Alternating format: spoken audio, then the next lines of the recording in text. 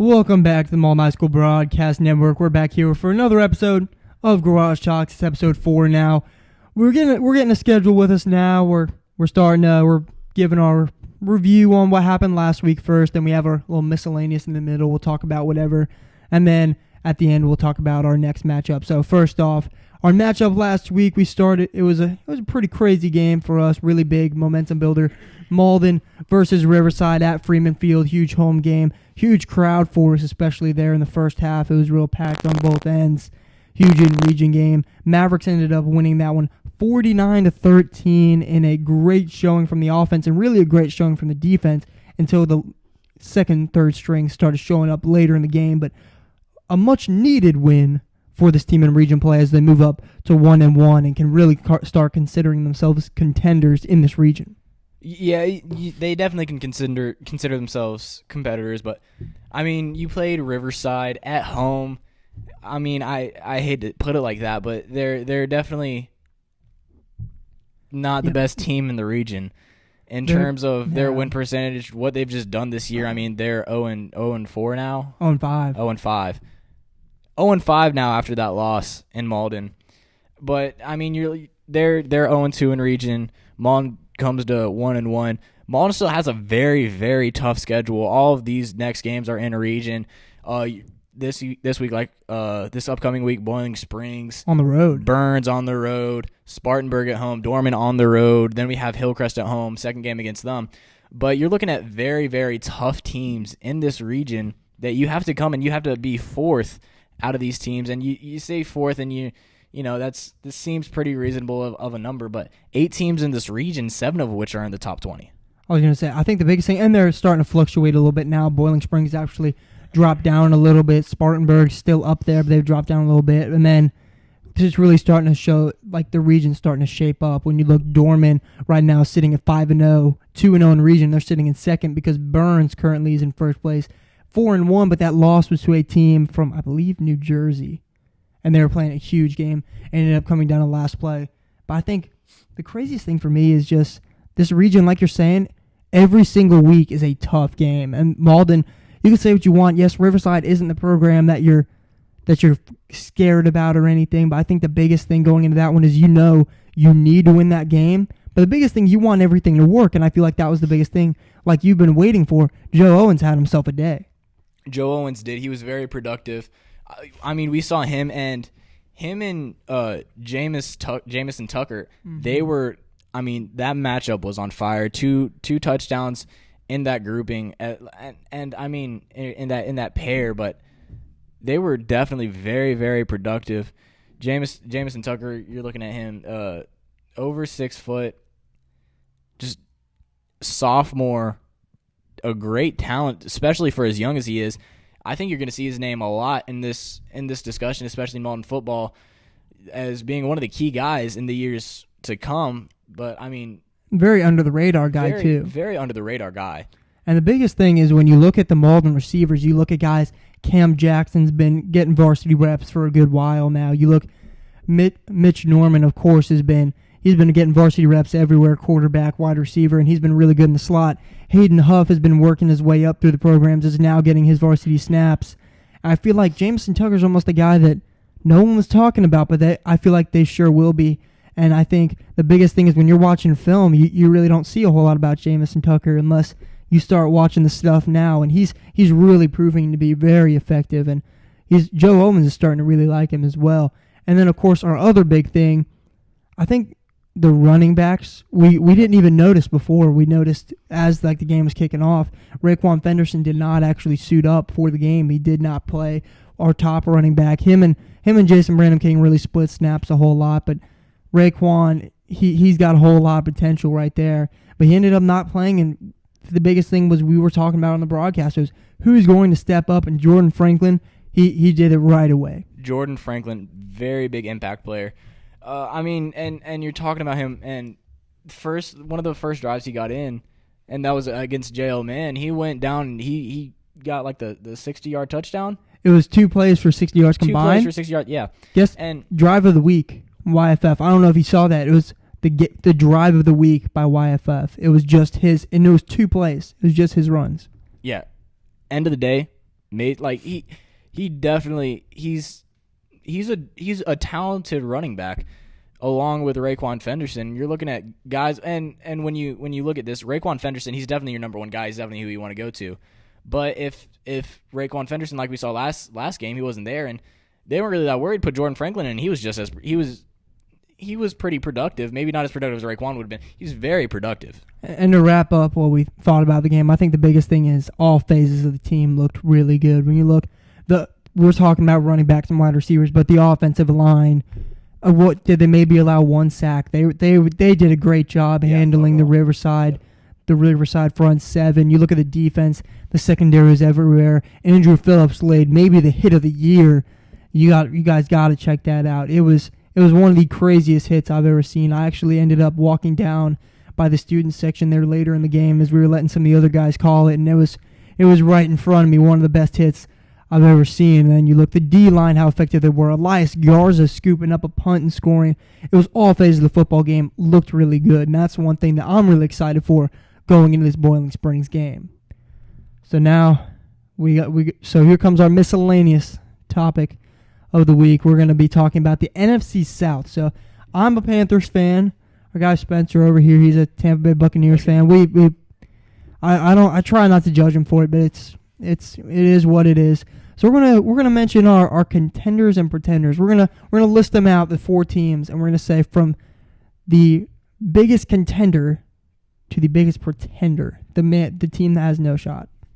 I think for contenders wise, I think the Saints, they're a really big sleeper. They're not a team where you hear a lot about them. They're kind of a quiet team. We were talking about this before. They're kind of a quiet team. Drew Brees, I mean, they're humble. They're very, very humble. They don't have a lot of attention around their organization, but they're very, very productive. They're a very productive team. Drew Brees, if you weren't paying attention last week, he just passed Brett Favre on the record for total completed passes in the second quarter. I mean, you're looking, he's amazing quarterback. All props to him, but he's getting up there in age, and he is still going. He's taking command of that offense, and I don't see them declining anytime soon. And a lot of it's how Drew Brees is, how he plays. Because everyone, of course, like when he first came to the league was, he's kind of short, he's 5'11", 6 foot, he's not the huge quarterback that can see over his line. But, he's proved to be one of the best pocket passers in the league. So that's your number one, the contender. So who's the rounds it out? Rounds it out. I mean, that's definitely tough between the Buccaneers and the Panthers for me. Buccaneers, you have to wait and see this upcoming week when you see Jameis Winston come back. Ryan Fitzpatrick been doing all the magic, the heavy lifting. Ryan Fitzmagic, he's been putting in work against the Steelers. I mean, he had a rough game, 3 interceptions, but overall he had 400 yards. First half, it was kind of rough, 3 interceptions. But second half, lit it up. He was on fire. So it really depends on what you see. If you judge Ryan Fitzpatrick for, hey, look what you did in the first half, like that was awful, pick 6 and everything. But then you go and you look second half and you look, he got 2 touchdowns. Oh yeah, in the last. I said he really amped you guys back up. Yeah, he really amped it back up. But I mean, it really comes down to and when you look at the defense as well, Jason Pierre-Paul had himself a fairly good night against Ben Roethlisberger and James Conner. Held James Conner to 65 yards. It's definitely a great offense, but then when you go and you look at the Carolina Panthers, you're looking at a strong team in general, but you have to wonder what Carolina Panthers are you going to get? Because you can get the Carolina Panthers from a couple years ago, in the Super Bowl on fire, nothing could stop them, except for the Broncos. But I mean, okay, but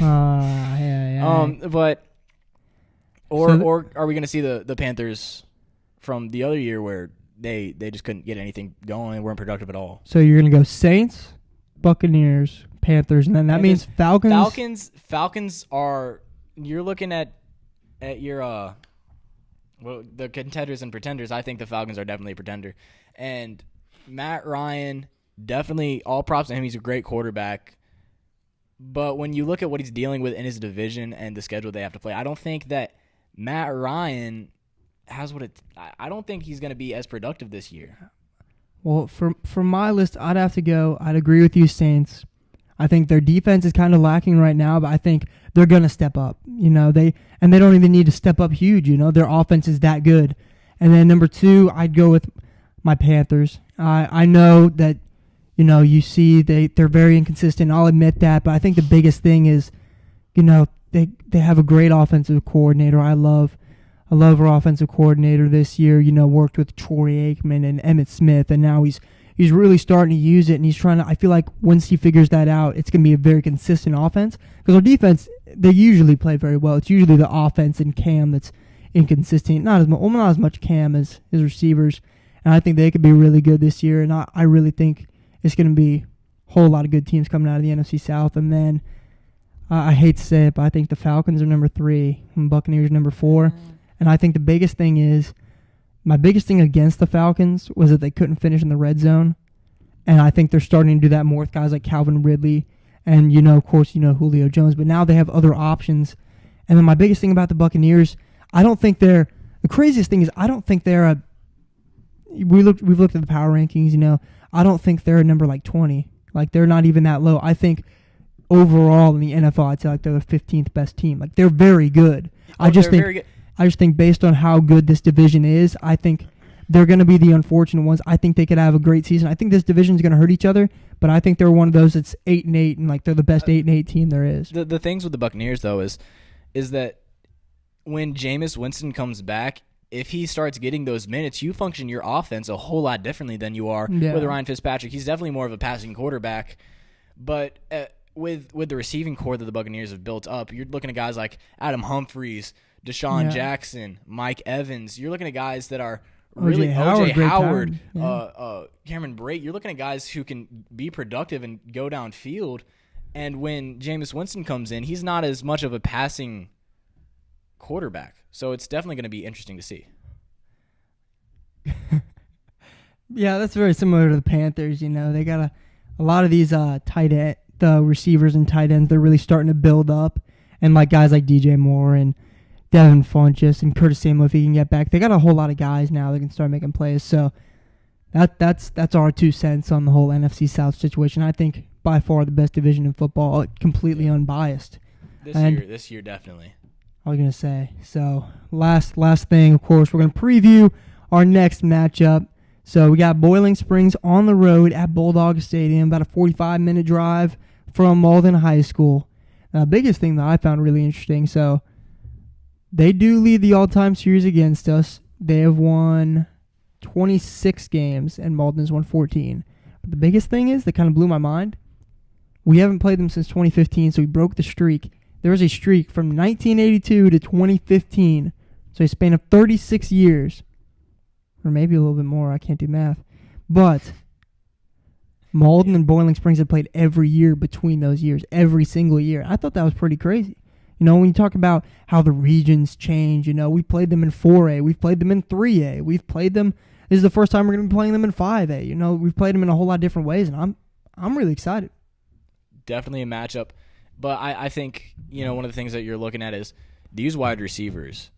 Their quarterback has a lot to look at. You have Crocker and you have Duras, and they're both 6'4" and 6'5", lengthy guys. You're talking guys that are definitely on the outside that are going to put pressure and keep Devin Scott and Jalen Anderson, people like that, on their toes, looking at them downfield, because those are the guys that you're going to be looking for over the top, and even just running like slant routes, because they're the guys that are big and physical and get stuff done downfield. And then you even throw in a quarterback that's 6'3" in Aaron Thomas, who very dual threat so far. Of course, we don't have a whole lot of stats on this team. Kind of strange that we don't have that, but we've looked at a whole lot of film wise. And this team, they seem like the real deal. Currently coming in, they're 2-3, and they're 1-1 in the region, exact same record as us. And biggest thing is, this could be a huge game, because when you look at the rest of the schedule, there's some really hard games coming up, especially when you look at Malden. You're talking about, you still got to play Burns and Dorman and Spartanburg, the 3 teams that are over the Mavericks. And then the other one is your very, very hated rival, the Hillcrest Rams. So I think the biggest thing in this game is going to be offensive efficiency right off the bat. Are you going to be? Is it going to be one of those games that you're taking 3 drives to go down and score, that to get in the swing of things, or you very first drive, you're going out and you're not even a touchdown, but you're going out and down and getting points and like making the defense think, oh, maybe we don't got this. We got to change something up. I feel like the first team that's going to have to make the adjustment is going to be in a hole right off the bat. I feel like maybe a little bit into the game, but I feel like we're going to see that flex formation come back. Oh, yeah. With Mitchell Norman, maybe get some of those guys, like when we saw it against Gaffney, you saw Devin Scott and Brendan Kelo in there. So I'm wondering, are we going to see those guys in there? Are we going to see some of the younger guys like Nick Scott? Are we going to see Jordan in there? Who are we going to see in there? But I definitely think Jason Branham King, Devin Scott, he looked very, very comfortable running football. So I think that if we throw in that flex formation once again, clean it up a little bit, because when we did play Gaffney, you saw a lot of penalties in terms of false starts, illegal shifts. Those are the stuff that you have to avoid, essentially. I was gonna say. But also, once you push that, it was very effective. And I mean, it got them down into the red zone like a good number of times, but I think there's 3 straight drives. That's the number we'll go with. 3 straight drives gets you down into the red zone, but it was the penalties that drew them back. So once you clean that up a little bit, you're looking at a very, very essential and well working formation. I was gonna say, and the biggest thing about this game is, like I was saying, when you got to look at this region and the teams you have to play, I think you got to look. I think a realistic number is 3 to 4 wins in region, because how much of these teams are going to beat each other up. Yeah. But you'd rather 4, because you'd be 4-3 in region. And I think that could be huge, just to try to hold a little tiebreak over somebody. But that's the biggest thing I'm looking for. I really think that this team is a playoff caliber team. Yeah, well, with all the teams in our region, you're looking at like Burns, Spartanburg, all these people who are high up in the state rankings. I mean, I wouldn't be surprised to see all of them fall because of their overall records, but that's because of the teams that they're playing. We're all playing each other. Oh, yeah. And it's definitely going to be interesting to see how it turns out. Well, that's what we've said before. We got to play this tough schedule, and we're talking about, oh man, we got to play Burns, Dorman, Spartanburg. They got to play. But Dorman has to play Burns and Spartanburg and us. It's just how it all mashes up, and this is going to be a great region to watch, and I can't wait for this game on Friday. Yeah, but other than that, thank you for tuning in. Listen to us Friday night, 7:30. We're going to be on the road at Boiling Springs. Thank you for tuning into episode 4 of Garage Talks. Make sure to share this. Subscribe to our channel and everything. We really appreciate all the support. Thank you so much, and we'll see you on the next one.